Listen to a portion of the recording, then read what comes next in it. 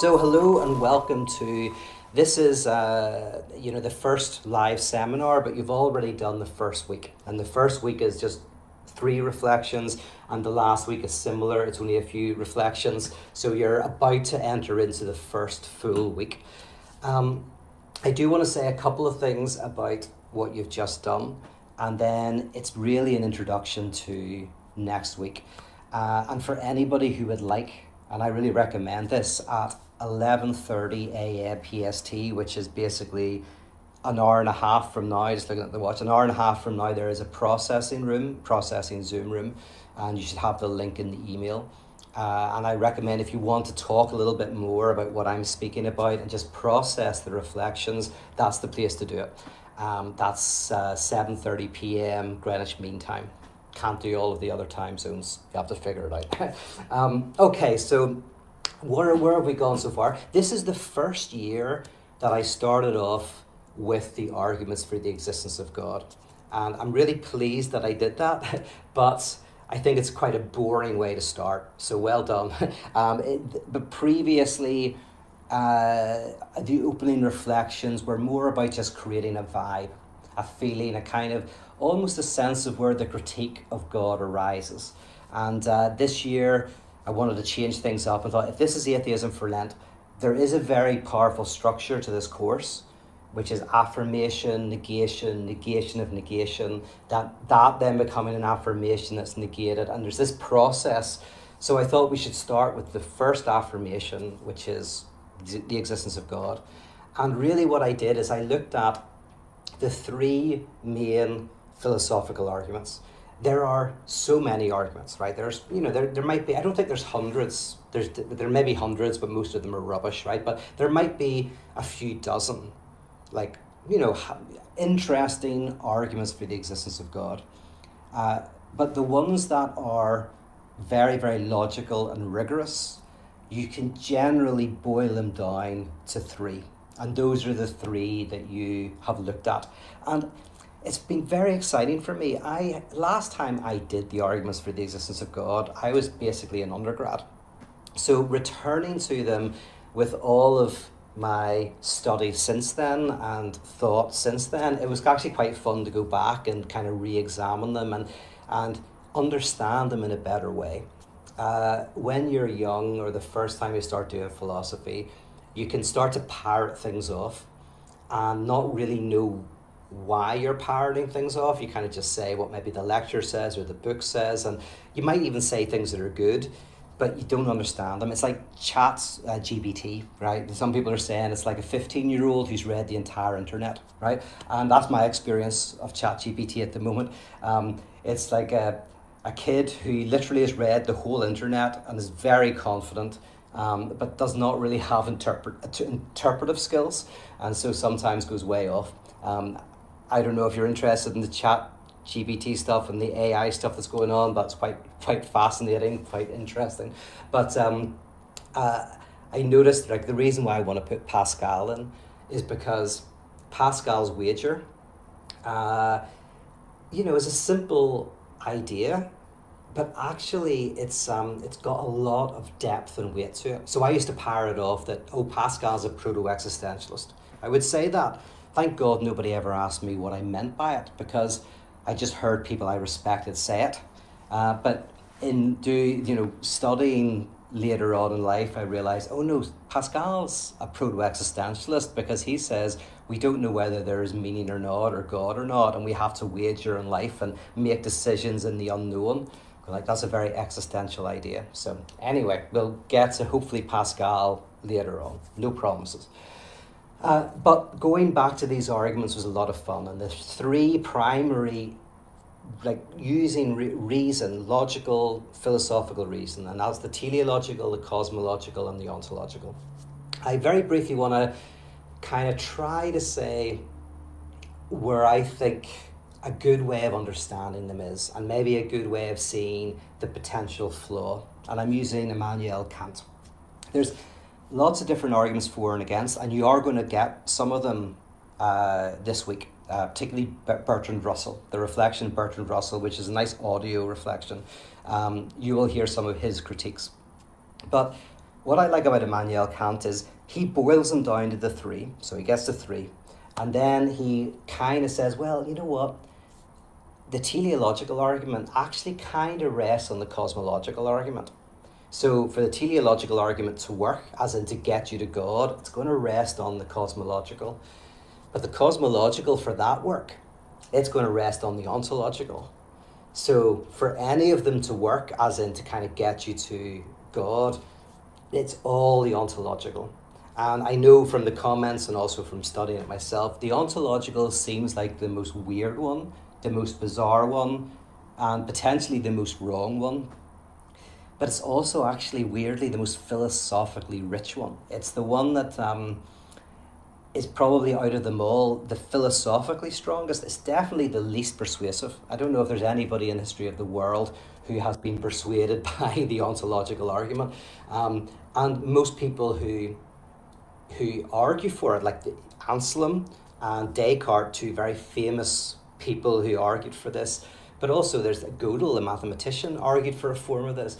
They're not doing it for apologetics. They are lost in, they do it for various reasons. Anselm was kind of a contemplative exercise, almost like a prayer, and a thoughtful reflection for other people who are already in the religious world. For Descartes, he kind of needed God for his philosophical structure, because without getting into it, he kind of needed God to justify that we could trust our senses.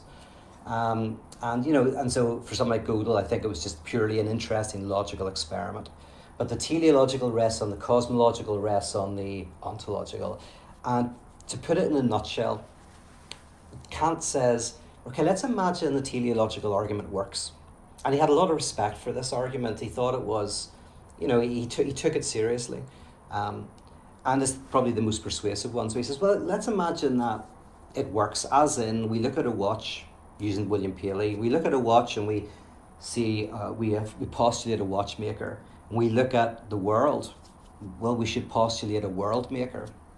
Kant says, and kind of following Hume, he says, well, this, if it works, he's not saying it does work, but if it works, and there's lots of reasons to doubt it, especially with Descartes, whatever, but if you can find a way to say that even the constants of nature show an intelligence, right? Not biological evolution, but more basic than that, mathematical structures in the universe that seem to presuppose intelligence. Kant says, well, the problem is that doesn't get you to God, that gets you to a supreme intelligence, right? And it's almost like you could be, like some people today say they believe that we could be in a simulation and a superior race has created a computer program and we are in that program and we are actually part of that program. And so there is a superior intelligence that's created all of this, but it's not God. So Kant says, you can't get from this finite creation to some sort of infinite intelligence. And then somebody could say, yes, but that intelligence would require an even greater intelligence to have created that. Okay, but then you have to say, and that intelligence would have required an even greater intelligence. But you never get to the first, most supreme, all-knowing being from that thing. You just get an infinite regress of like better and better, more intelligent beings, right? And so Kant says, well, so to get from this infinite regress to a first, most intelligent being, you kind of have to believe in a necessary being, right? Not these contingent intelligences, but eventually all is contingent line. You have to imagine that there's a necessary being, a necessary intelligence at the end of it. And so now you're in the cosmological argument, because that's what the cosmological argument in its varieties basically argues, is the contingent universe can't go back infinitely. There must be a necessary being. So now we've gone from teleological to cosmological.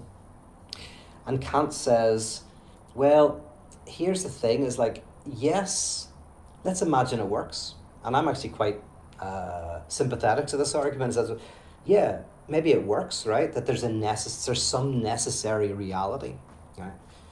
But that could be mathematics, mathematical structures. It could be quantum effects. It could be the universe itself. It could be God. It could be some sort of universal constants of nature, right? Whatever it is, like something necessary has to exist. What the cosmological argument, if it's successful, tells you is that maybe nothing isn't primal, right? Maybe nothing is a concept that we have, but the universe, there's been always something going on that necessarily exists, not necessarily God. So the person has to say, okay, but there's only one being who has necessary existence by definition, and that's God. And so now you're in the ontological argument, right? So you've gone right through to going, oh, right, all of this rests on whether God, in the very definition of God, needs existence. If the essence of God is necessary existence, then it works, right? And then Kant's basic argument at this point is that existence, and I've said this before, I think a few days ago, but existence is not a predicate. It sounds like it is. So a predicate is something, a quality you name. You can name certain qualities that a thing has. Existence isn't another quality that you add to the list. It's a modality. It's a mode of being. Things can exist, in the mind. They can exist in reality, contingently, necessarily. Like, existence is something, but it's not a predicate. And if Kant is right about that, then God is not the only being that could necessarily exist. Existence is not a quality that God has. If God exists, God would necessarily exist, but it's not a quality. It's a modality.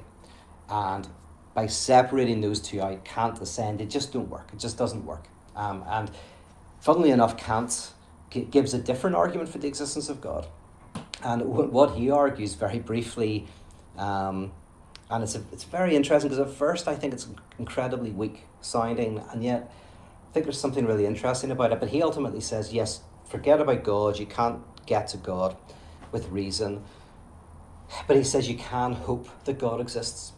And what he means by hope is, he says that we have within us a sense of moral good, a sense of ethics, right? Even if we don't live up to it, all of us at different times have felt that there are things that we should live and die for, right? There are things that no matter how much pleasure it would give us not to do it, or no matter how much pain it would give us to do it, we should do it, right? Now, I say we don't do it, but we kind of can feel that moral sense. And also we desire to be happy. We want to be happy, content, have beatitude, right? Have a certain peace. And we have a sense in which those two things should be together, right? Morality and happiness. But they're not. They're not together, right? The rain falls on the righteous and the unrighteous. So Kant kind of argues that, well, we can hope that one day those will be unified. They will be joined together. We will see that they are woven together. And that hope for Kant involves a belief in God who would do that. And so Kant says faith is a type of hoping and living into that hope. But you can see that's not really an argument for the existence of God from reason. It's doing something else. Anyway, and you can read about that in one of the links that I think I connect with the readings this week.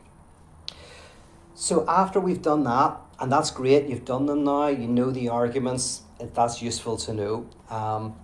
We go into the traditional arguments against the existence of God this week. And I have to say, these first 10 days are the most boring of atheism for that. These are the valleys before we get into the mountains.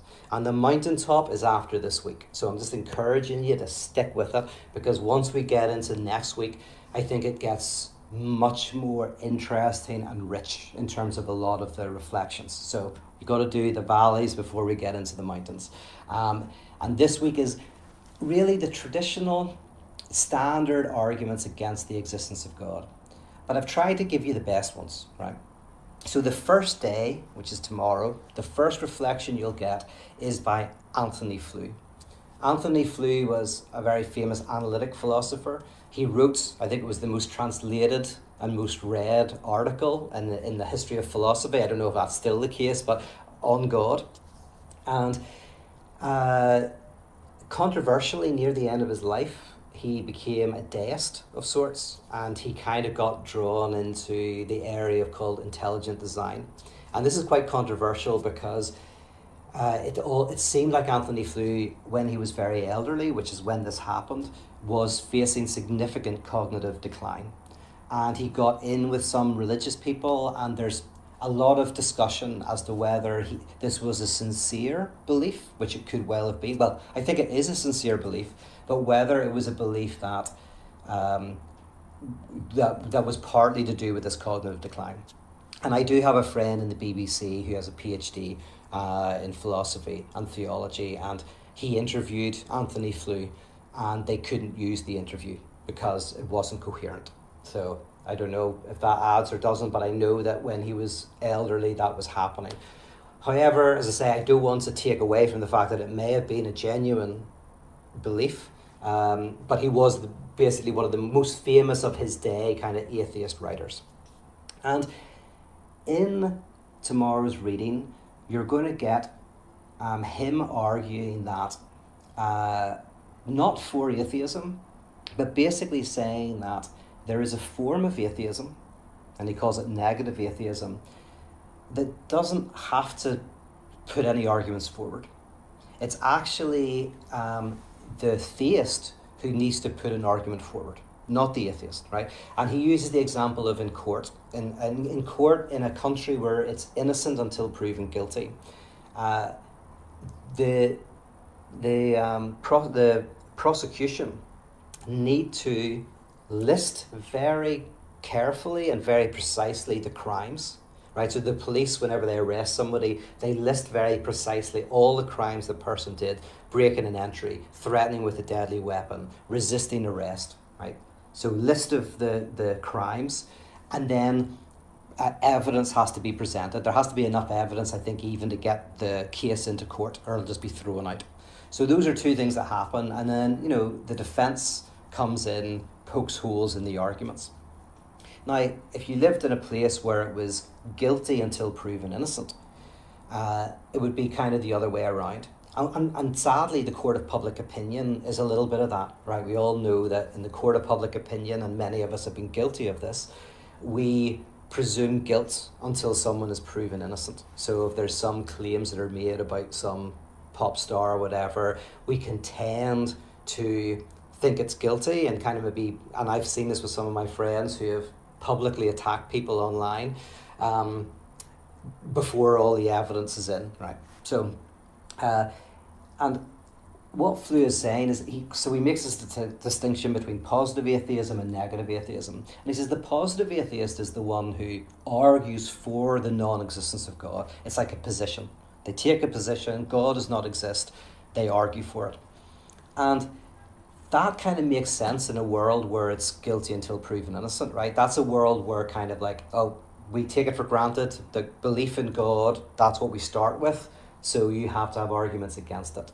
But Flew says, well, that might be the way things are in reality, right? And the way people talk in the everyday world.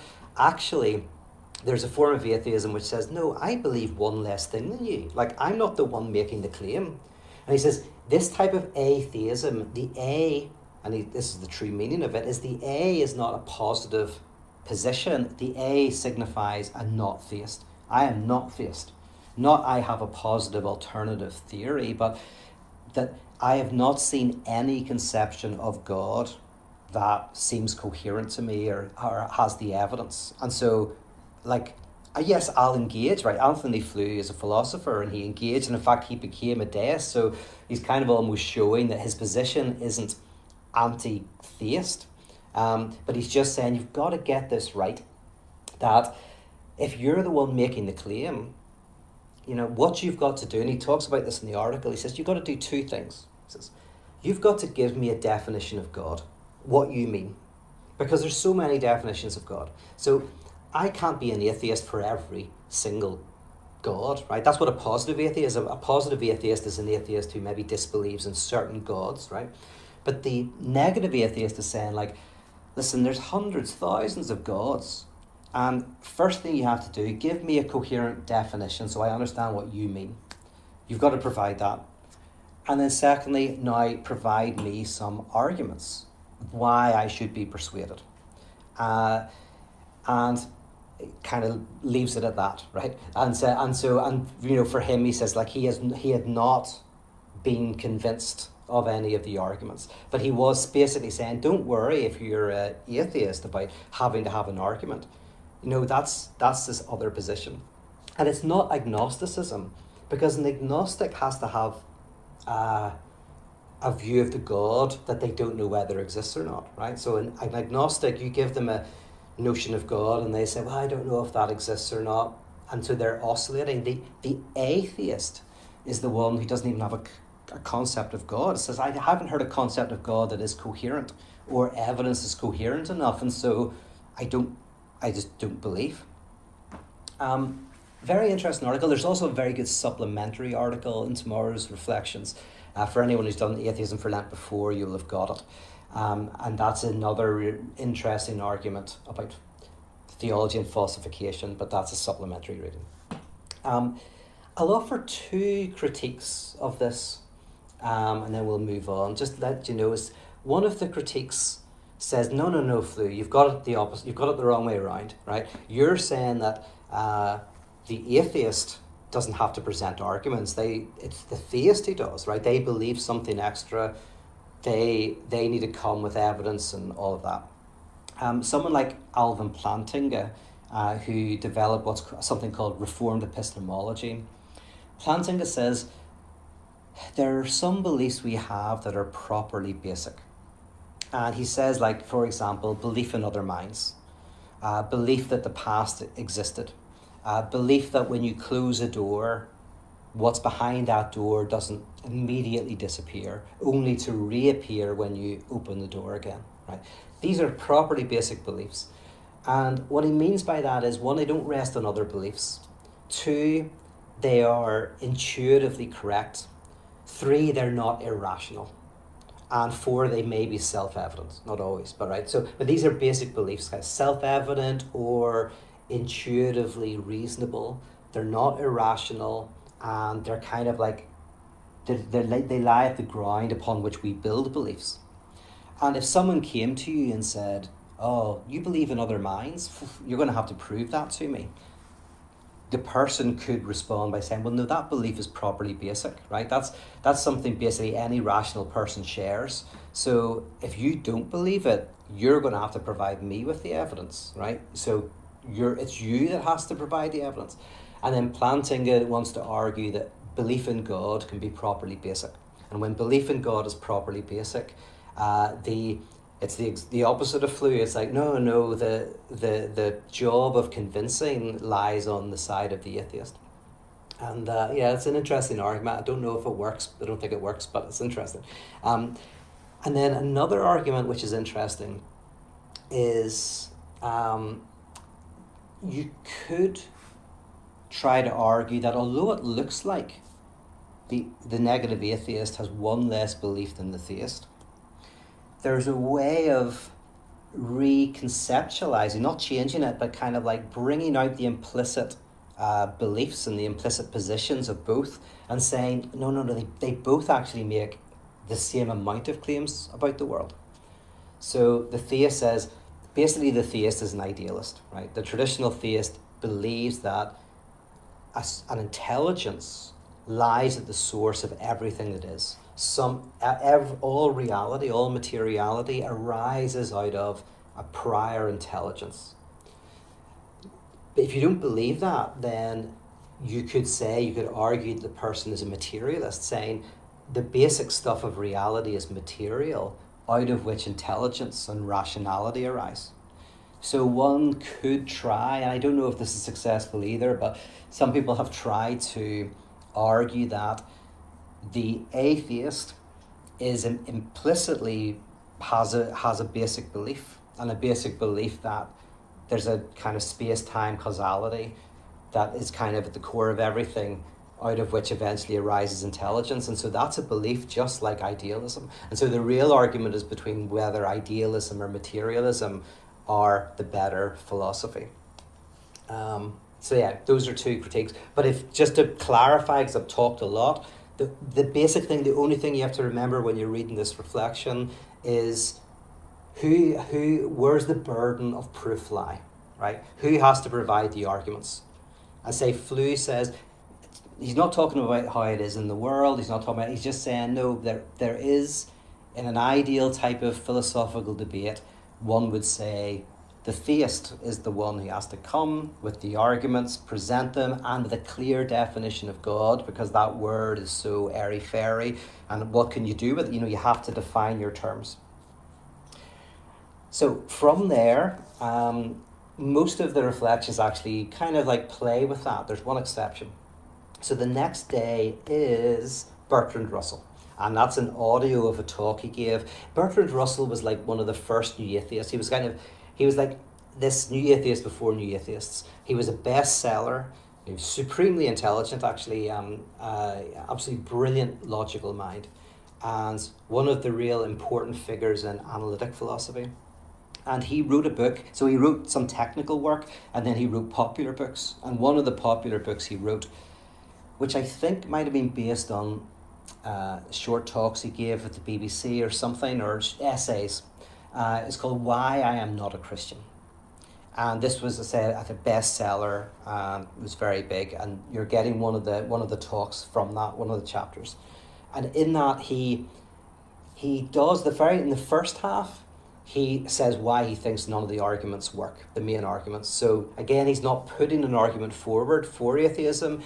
He has listened to the arguments that have been put forth. He's listened to the definitions, and he argues that the definitions are not very precise and have become less precise over the years.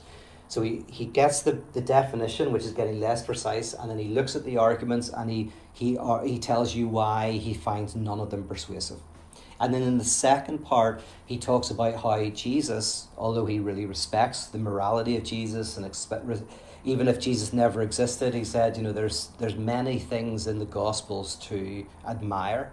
But he also says, but there's also lots of things not to admire. So he's kind of going like, if you think Jesus is the Son of God, then, you're going to expect more than what you see. The second half of the talk is not as related to atheism for Lent. So if you don't, it's 38 minutes long. If you don't have that amount of time, doesn't matter. Just do the first bit where he talks about the arguments. And that follows nicely on from Flew, I think. After that, we have, one of the this is maybe the more interesting one of the week. It is David Hume. David Hume is the most famous Scottish philosopher, one of the great British philosophers. And he was kind of a skeptic of sorts, right? He was and very, very important thinker to others who came after him. And he famously wrote a book of dialogues about religion. And this was such a controversial book that some people persuaded him not to release the book until he was dead, right? So he did that. It was released posthumously because it was seen as a risky move. Now, he wouldn't have lost his life over it, I don't think, but he may have lost his job over it. He might not have been able to publish other books. So it was a risky thing. And it is a great question to ask, well, why was it so risky? Because on the surface, it's three people who believe in God discussing existence and nature of God. So you go, right, okay, this book is so controversial, but it's three believers, right? This is the 18th century, still a lot of belief. And the three people are Cleanthes, Demi, and Philo, right? Now, Cleanthes is a guy who believes in the existence of God and believes that you can know something about the nature of God through looking at the universe. So he is the standard kind of apologetic kind of religious figure. And he represents one of the dominant religious strains of the 18th century. Then Demi is someone who also very much believes in God, but is more of a mystic and says, well, we can know that God exists, but we cannot know anything about the nature of God. God is beyond all finding out. And you're going to discover more of that next week, so we're going into the mystics. But Demi is a type of mystic, and it's another dominant type of thinking of the 18th century. And so they're arguing about whether you can know what God is like through looking at the universe. And then there's Philo. And Philo is widely considered to be closest to who Hume is in the dialogues. But what's great about this, just like Kierkegaard and Plato and others, there is a rich philosophical tradition in writing a book that doesn't explicitly give your position, but invites the reader into the dialogue and invites the reader to experience what it's like to have a really good conversation that builds and that kind of like brings insight.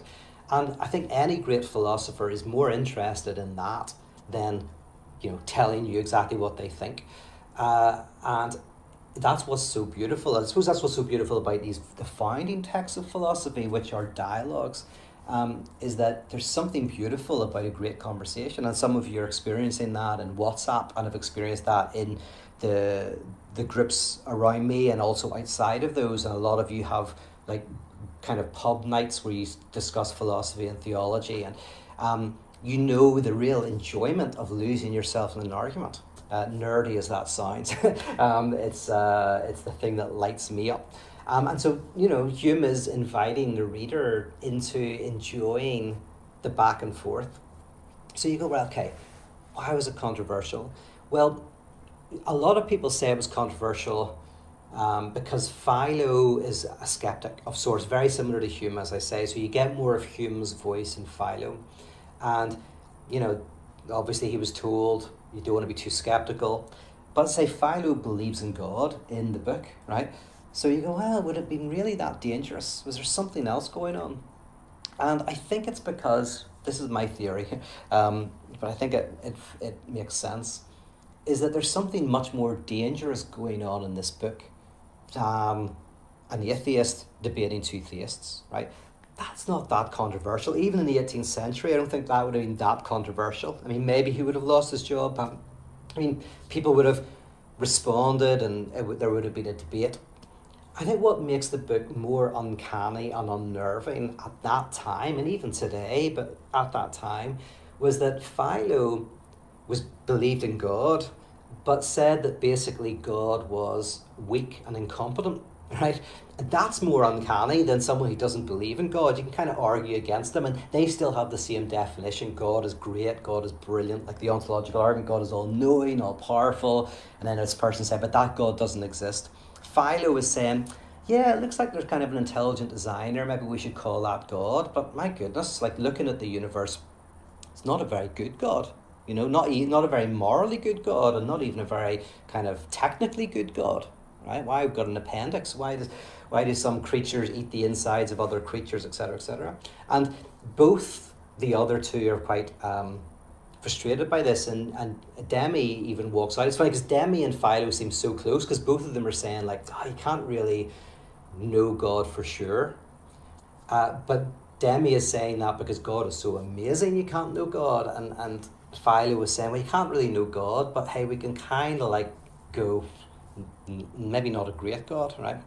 So I do think that's a dangerous and interesting move, and much more interesting because again, it's like it's almost like sometimes the way in the contemporary culture, someone in your own inverted commas side, your own team, who kind of undermines it, who critiques it, is somebody you dislike more than someone who's on the other, as I inverted commas, team. They completely disagree with you, but you can kind of know where they stand and they know where you stand, and you argue back and forth. But it's the person in your own team who suddenly kind of undermines the whole thing, that they're the real threat. I think that's what's going on in this book. So I think you'll enjoy that interesting snippet of conversation that you get on that day. After that, we have, I might change the order slightly. At the moment, we have a guy called John Mackey after this. And this is more standard. I had to put this in because if there's three basic arguments for the existence of God that really boil down to one, Right? Now, I say there's other arguments, like the argument from miracles or with morality, but the three philosophical arguments, which boil down to the ontological, then in atheism, there's famously kind of one, right? Also one, that, and it's the argument of evil, the incoherence of the notion of God that comes from the existence of suffering, and unwarranted suffering. And Mackey gives a very coherent version of that. I think I've got the original version also as a supplemental reading, but what Mackey is arguing is pretty much the argument that if God exists, suffering, evil exists as well, and God is all good. I'll say it again. That if God is all powerful, there is evil, and God is good. That's incoherent. That's logically incoherent. Doesn't fit together. God can be good and not all powerful, and evil exists, right?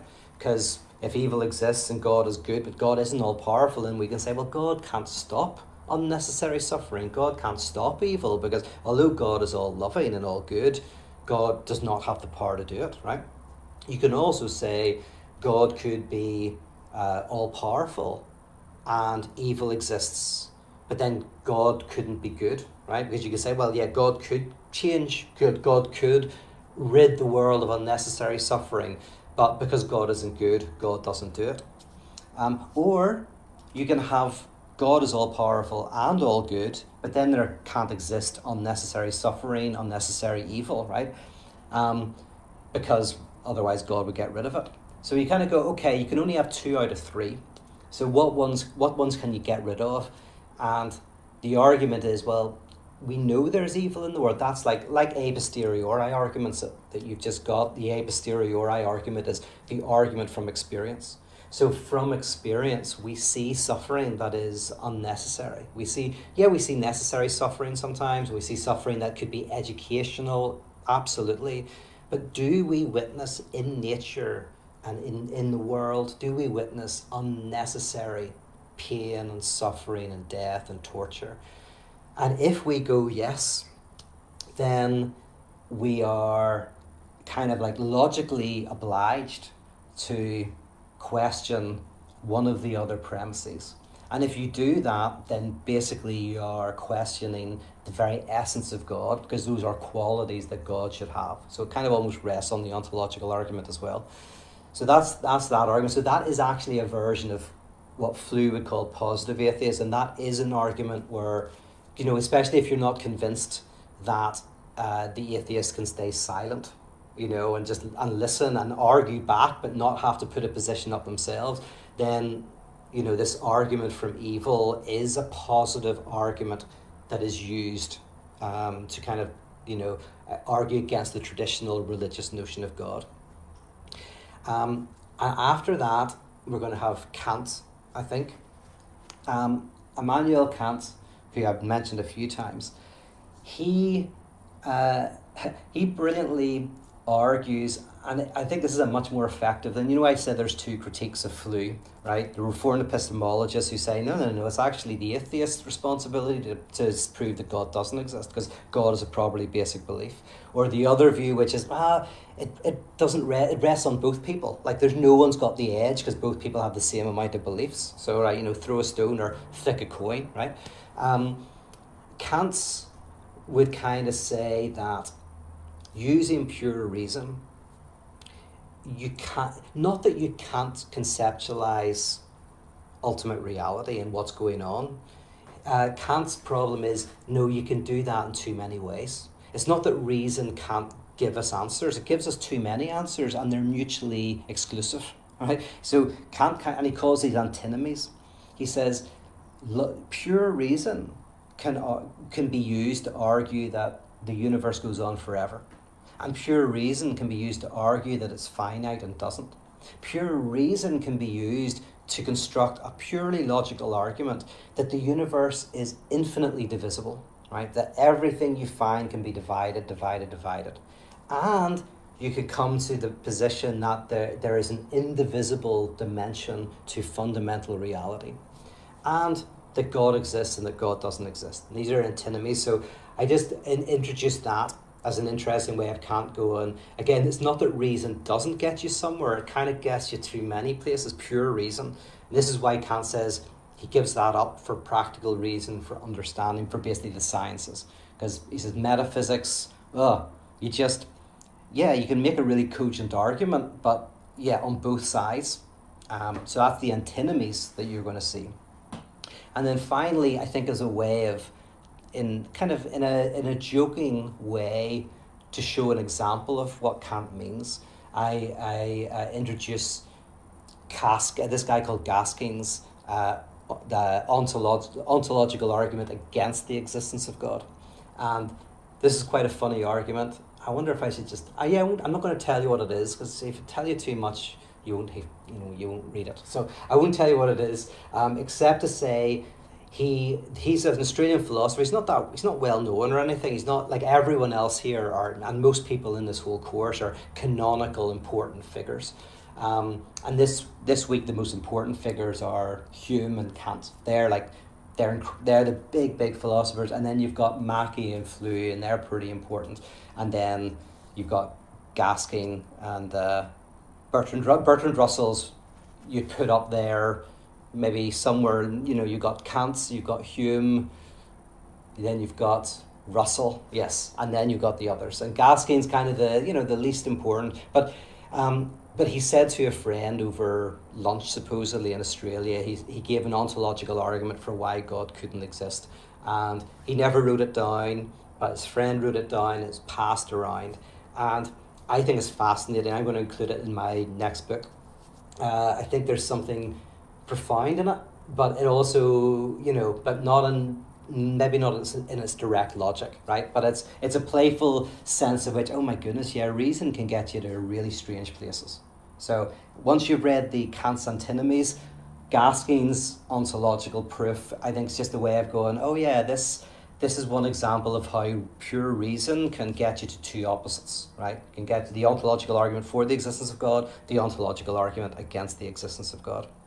So there you go. That is the week in a nutshell. I know I'm going to look at your questions in a second. I know there was a lot of information there, so the big thing to remember is who has the burden of proof whenever it comes to these arguments. You're going to get one very good argument against the existence of God, the evil one. Oh, I should say in that one, that has generated so much interesting responses and counter responses. So it's not that one argument silenced the debate. It kind of went on and people responded and then gave counter arguments. So that's a very living thing. So there's that argument. There's, you see with Hume, this kind of notion of, do we really get to an all-powerful God? If you believe in God, would you not be more reasonable to think that God's a bit rubbish? And you got Russell's rejections of the arguments, the antinomies. So there you go. That's what you got. Going to look at your questions now. I saw someone mention the narcissism of small differences. Dawson, yes, I bet you're referencing hating the person in your own team. Absolutely.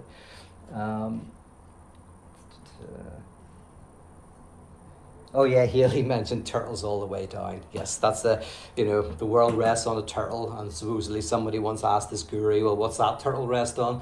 Oh, another turtle. And they go, well, what's that turtle rest on? And the guru said, hey, don't try to fool me, don't try to outsmart me. I know the answer, so do you. It's turtles all the way down. That's the infinite regress. Melanie, thank you. When you say the ontological argument, does that mean just the argument we read about in Descartes this week, or is it something more broad than that? What is the ontological argument? Oh, that's a great question. Yeah, so there are different versions of the ontological argument. So you're right. So it's and in all of these arguments, there's different versions. I think what you got with Descartes, I think most people think is a classical description of the ontological argument. It's kind of like, in one way, what you've got and what you've read is a classic version of it. But there are other versions. So for example, Alvin Plantinga developed what's called a modal ontological argument, and it was an attempt to get round Kant's critique, and so that's a modern version. But they all have something in common.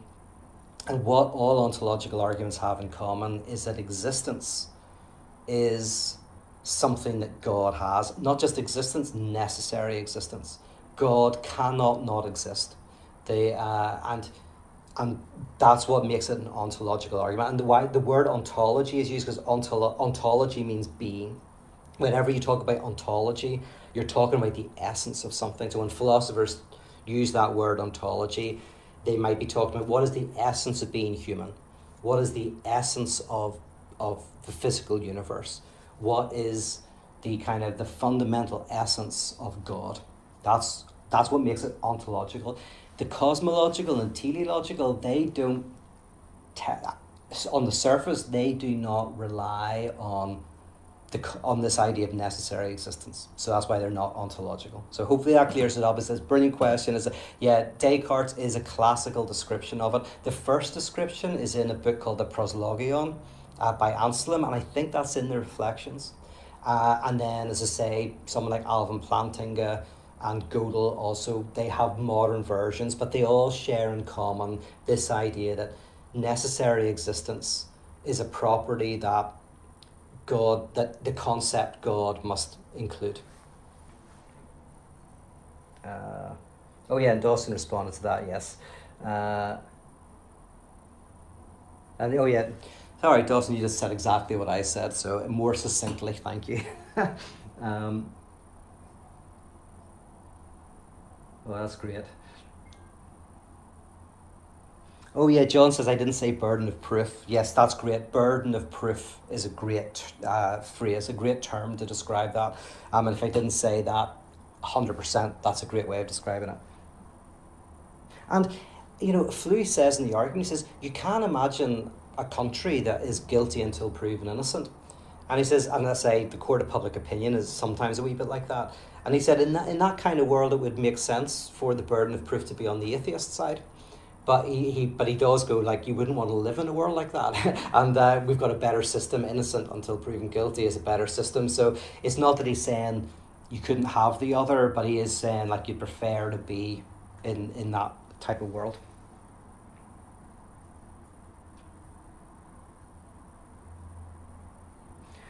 Dawson, this is good. It seems to me that almost every argument for or against theism so far has rested on a super being concept of God. Are there any arguments on either side based on a different definition of that? Actually, the best thing I can say to that is that's kind of where we're going.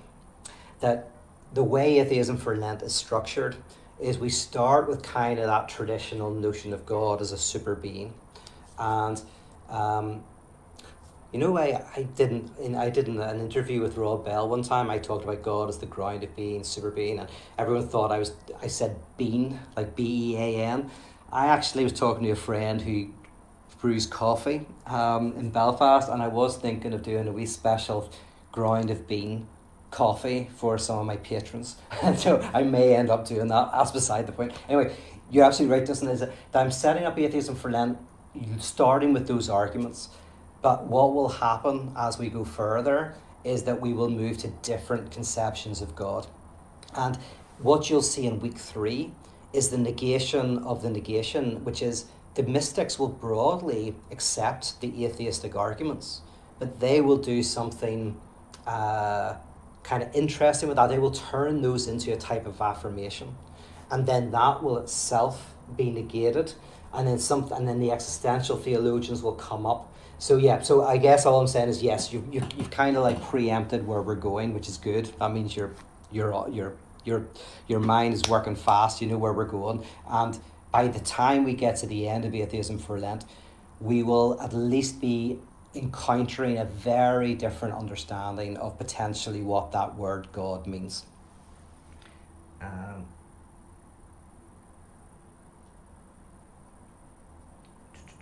There's great comments here. My goodness, brilliant.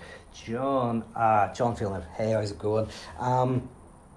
Since Hegel's logic is basically an analytic, I knew you were going to ask a good and tough question. which is great. Why it's great to have you on board for that reason. Since Hegel's logic is basically an analytical exposition of the concept of being, do you believe it is fair to read Hegel's general philosophy as a singular ontological argument writ large? John, what a great question. So the long story short is yes, actually, and maybe I was going to mention that at one point, is that especially I'm thinking of phenomenology of spirit, could be argued as one big ontological argument for the existence of God, and one that I might say works, but you don't end up with the traditional notion of God, as you know. So yes, so everybody else, what John is saying, which is very interesting, is like Hegel, the philosopher Hegel, starts with a conceptual apparatus, a concept. He starts with kind of like, he follows pure idea and thought. In fact, the phenomenology of spirit, it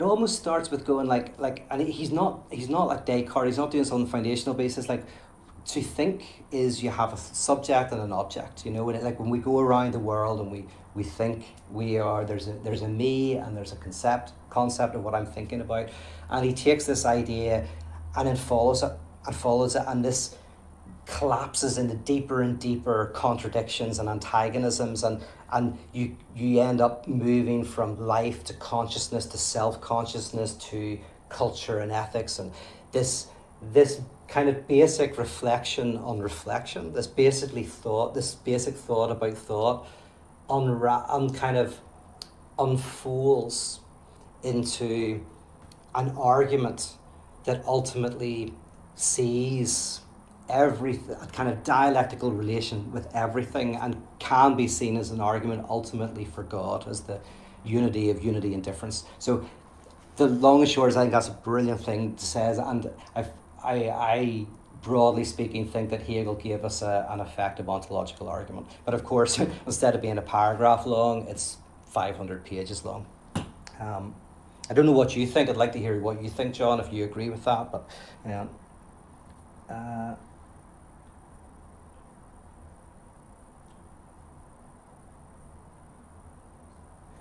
Ruby's saying, check out, have I read that book?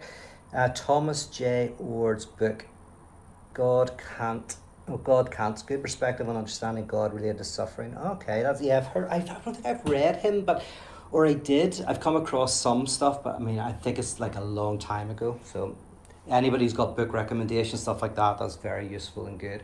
I think I've hit most of the questions, but there's lots of comments. Heidi said, let's finish with this one, will you get into more postmodern discussions of God? For example, John Caputo and God as insisting rather than existing. Absolutely. And I think John Caputo is in this year. He's been in all the previous years, and I'm pretty sure he's in. Not 100%, but yes, we'll get into all of that. And that connects actually with what Dawson was asking, that this is why this bit is the kind of, and I wouldn't want to say boring, because I'm finding it exciting. I like it. I hope you're enjoying it. But I still do want to say that this is the valley before we get into the mountains. And when we get to what you're talking about, Heidi, like those post-structural ideas and those psychoanalytic stuff, which obviously I'm going to get into, the existentialists, we get into a world of fun that kind of leaves these arguments behind. I mean, there's always something useful to find in them. As I say, I've really enjoyed this because I find stuff in them, and I don't ever think, or sometimes this happens, but I tend to not think that there's any ideas that are in the dustbin of history in terms of philosophy, in terms of great philosophers. Sometimes the idea in its original format doesn't work, but you can usually find something really interesting. Like, for example, Pascal, where I said the wager as an analytic argument doesn't work, but as an existential description of our experience in the world, it's beautiful. And not only beautiful, it's incredibly rich. Why was I saying? Oh yeah, but I was saying that before I say, but we will kind of leave these behind a bit, right? They're still not that interesting. We'll get into the mystics, the existentialists, and the post-structural, postmodern stuff. And I'm very excited about that. Everybody be excited about that.